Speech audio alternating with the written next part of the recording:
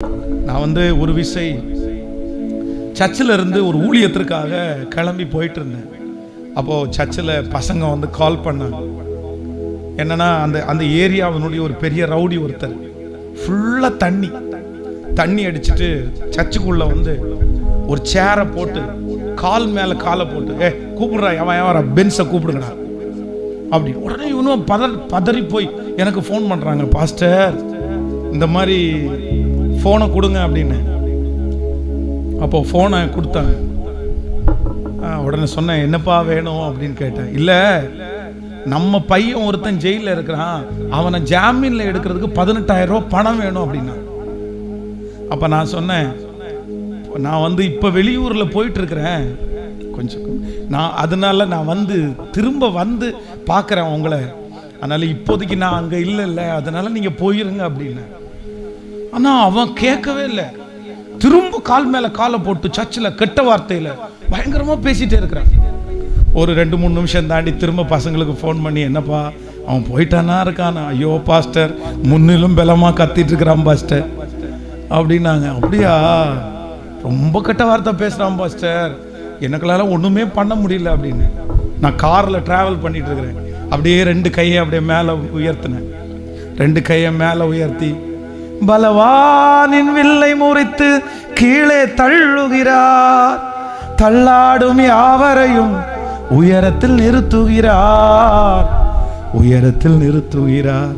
இல்லை இல்லை இல்லை, உன்னை எதிர்ப்பவன் பூமியில் இல்லை, இல்லை இல்லை இல்லை, உன்னை எதிர்ப்பவன் பூமியில் இல்லை.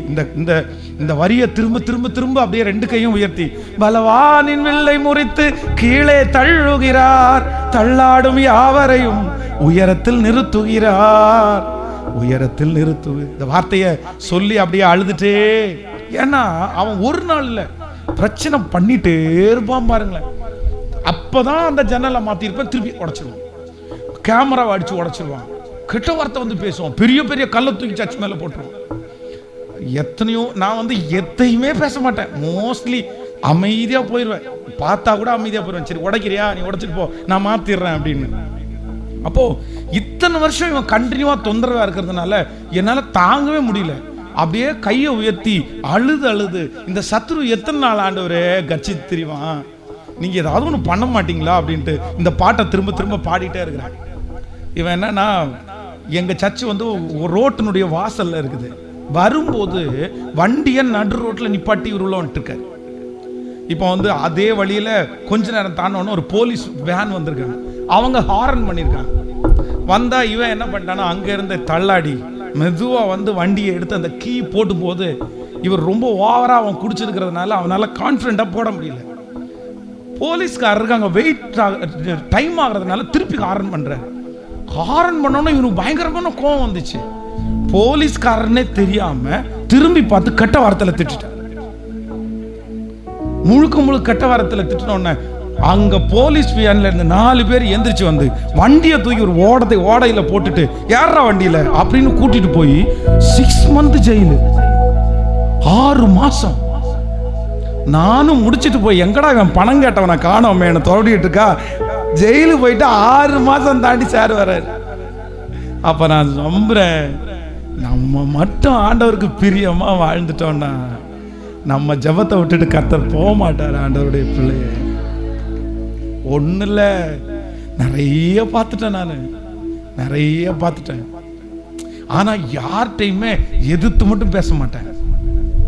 என் முன்னாடி வச்சு ஒரு இன்ஸ்பெக்டர் புதுசா மாத்தமாயி வந்தாரு. அவர் எனக்கு ரொம்ப நண்பராயிட்டார். அவர் ஃபர்ஸ்ட் வரும்போது நான் இன்வைட் பண்ண உடனே அவர் சொன்னார், ஃபாதர் உங்களுக்கு யார் பிரச்சனையா இருந்தாலும் எனக்கு சொல்லுங்க, நான் பார்த்துக்கிறேன் அப்படின்னாரு. தொண்டை வரைக்கும் வந்துருச்சு.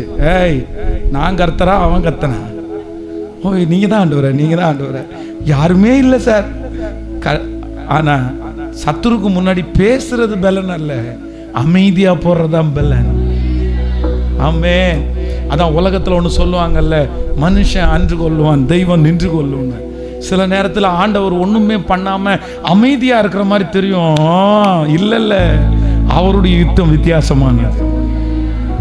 சர்ச்சில் அப்பவே வாடகை கொடுக்கறது ரொம்ப கஷ்டம். இது 3 ஜெனரேஷன் ரவுடியை நான் பார்த்துட்டேன். இது ஃபர்ஸ்ட் ஜெனரேஷன் ரவுடி. வந்து எதையுமே கேட்கல. உள்ள வந்தா காணிக்க பெட்டியை தூக்குறான், போயிட்டே இருந்தான்.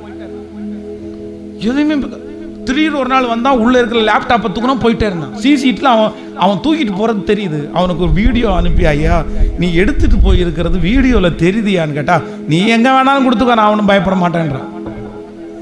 எவ்வளவு பெரிய ரவுடி பாருங்க. சர்ச்சுக்கு வெளியில ரோட்டுக்கு ஓரத்துல ஒரு சாமியானா போட்டிருக்குது. சர்ச்சு நடந்துட்டு இருக்குது. இம்மிடியட்டா வந்து பிரேயர் நடந்துட்டு போது நீ கலட்டுன்னு நின்று இருக்கான். எங்க சர்ச்சில் இருக்கவங்களுக்கெல்லாம் பயங்கரமா கோவம் வந்து, பாஸ்டர் அவனை விடக்கூடாது, என்ன கலட்டிட்டு இருக்கான். நான் அமைதியா சொல்லி, கலட்டிருங்கப்பா, கலட்டிட்டு அந்த சாப்பாடை எடுத்து மண்டபத்தில் வச்சு சாப்பாடு கொடுங்கன்னு கொடுத்துட்டாங்க. அவ்வளோ பெரிய ரவுடி. திடீர்னு ஒரு நாளைக்கு 2 பேர் கை தாங்களா கூட்டிட்டு வந்தாங்க, தோல்ல பிடிச்சி. வாய் ஃபுல்லா இந்த மருந்து சாப்பிட்டதனுடைய ஹாஸ்பிட்டல் இருந்தா அப்பதான் டிச்சார்ஜ். அவன் வந்து அவனை இன்னொரு ரவுடி பார்க்க வந்திருக்கிறான். இவன் சூசைட் பண்றதுக்காக மருந்து சாப்பிட்டுருக்கான். அப்ப அந்த ரவுடிட்டு கேட்டிருக்கான், என்னடா என்ன பண்ணலாம் அப்படின்னு கேட்டா, நீ எங்கேயும் கொண்டு போத, அந்த ஃபாதர்கிட்ட கொண்டு போ, நான் சரியாயிருவேன் இருக்கான். 2 ரவுடி இப்போ உள்ள வராங்க. வந்துட்டு இவன் வந்து நேர வந்து அப்படியே காலில் சாஷ்டாங்கம் விழுந்துட்டார். அவனுடைய தலையை கொண்டு போய் என் காலுக்குள்ள விட்டு கட்டி பிடிச்சு, ஃபாதர் என்ன மன்னிச்சிட்டேன்னு மட்டும் சொல்லுங்க ஃபாதர், நான் நல்லா வருவேன் அப்படின்னு. நான் உன்னை மன்னிக்கிறதுக்கு நான் யாரா கடவுளா? நான் கடவுள் அல்ல. நான் உன்னை மன்னிக்க வேண்டியதே இல்லை. நீ எனக்கு ஒண்ணுமே நீ செய்யல. நீ ஏசப்பாட்ட மன்னிப்பு கேளு. அதெல்லாம் ஏசப்பாவுடைய பொருள், அது சர்ச்சோட பொருள். கடவுளுடைய பொருளை எடுத்துட்டு நம்ம வாழ முடியாதுல்ல. அதனால நீ ஆண்டவர்கிட்ட மன்னிப்பு கேளு. உடனே அந்த ரவுடி கையை மேல போட்டு, இயேசுவே என்ன மன்னிச்சிரு, இயேசுவே என்ன மன்னிச்சிரு. ஐயோ, அந்த காட்சியை பார்க்கணுமே, கண்கொள்ளா காட்சி. அம்மா போயிட்டு அப்புறம் நானும் ஒரு ஜெபம் பண்ணி, அன்னைக்கு போன மனுஷன் தான் இன்னைக்கு வரைக்கும் எங்க பார்த்தாலும் கையை குறிச்சு, ஃபாதர் நல்லா இருக்கீங்களா? அப்ப நான் நம்புறேன், ஆண்டவருடைய பிள்ளையே, நீ ஏன் கலங்குறீங்க, ஏன் பயப்படுறீங்க?